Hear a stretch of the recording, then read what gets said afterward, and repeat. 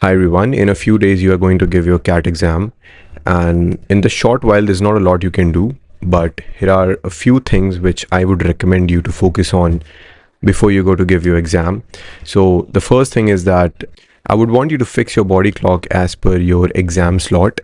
When I say I want you to fix your body clock, what I mean is that during that slot, if the exam is between 8 and 10, I want you to give a couple of mocks so that you know how your body reacts during that time.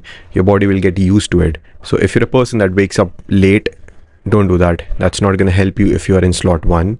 So fix your body clock, and if you actually need to make some lifestyle changes for that, do that. Then the next thing would be to meditate a lot every day. I need you to be in a calm state of mind. Believe me or not, it is going to help you score more. Whatever you learned so far, you've learned. Okay, you're not going to add much to it, or you also need to retain that knowledge, and you need to be in a calm state of mind, because when you're calm, only then you can give your best. Also, I hope you already know your difficulty to score ratio. For example, if the paper is difficult, how much do I score? If the paper is moderate, then how much I score? If it's easy, then how much I score?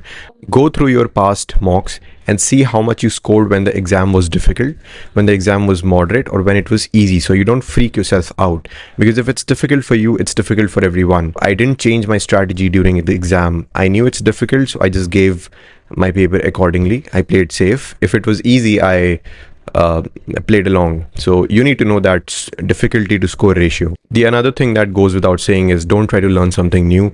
Retain what you already know. Your strategy is already fixed. If you haven't made a strategy, go through your mocks, analyze them, and make a strategy, because you're going to need it during the exam.